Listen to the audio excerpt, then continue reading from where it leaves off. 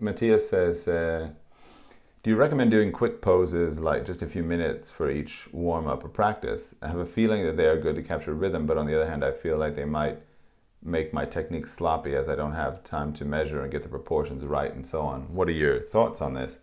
Um, as with most things that I have thoughts on, I would say that I think that I can talk about the things that I think are valuable in that approach and also the things that are not valuable, or the moments in which its utility has been diminished.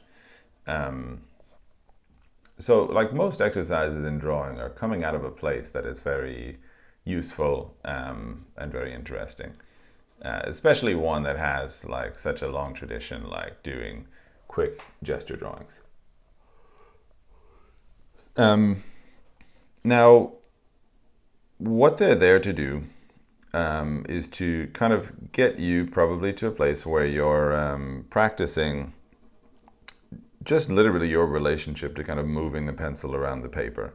I think there's definitely a certain utility in getting to a place where you're kind of deeply familiar with how a pencil acts, how your arm kind of creates gesture as it's drawing. Um, and this to me is very much like a an exercise that is like fitness. You know, when you go to the gym, probably don't just start out lifting weights. You have to kind of learn how to do the right exercises to exercise the right muscles, and the more kind of fit you become in that regard, the more other activities you can kind of engage in.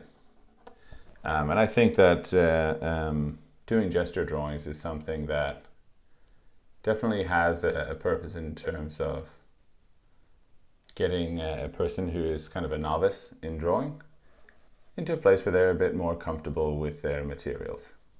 And also just comfortable kind of confronting the complexity that is the whole human figure, right? There's a lot there, and if you simply start out by doing sort of very protracted exercises for 50 hours, probably it seems a little bit overwhelming, and so just getting in and getting familiar with the activity of drawing the figure can be probably supplemented or supported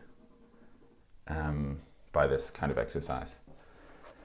Um, Now, if we go much further beyond that, this is when I think the utility tends to diminish a little bit. I think that for me, um, understanding the figure in the way that I want to represent it requires a much kind of deeper dive, so to speak, in terms of if you're bringing something to like a drawing like this to fruition, if you're bringing it from being nothing, a few lines on a paper, into being a fully realized three-dimensional sort of impression of light on form, it will not do to squiggle your pencil around the paper. You have to have a kind of a long view and an approach that allows you to address the different formal aspects of that project in different moments, so that you can kind of compartmentalize and deal with one thing at a time, or at least just a couple things at a time. With the gesture drawings, just you can understand what you can be exercising when you're doing them, and whether or not that has a value to you at this kind of phase of your development. And I'm being, of course, very diplomatic in this, and I think that, like I said, a lot of there are a lot of different techniques that can be helpful in kind of learning to draw or learning to be an artist. And I would hesitate to discount any one of them based upon a preference that you have at the moment. But I can also be objective and say that for like what I do, these gesture drawings don't really come into it. I don't ever really do them unless, well, actually, no. I was going to say unless I'm like just sketching out an idea, but even then, I wouldn't really say that I'm doing them in terms of making an actual gesture study. It's probably when I do it, it's even a little bit kind of looser than that.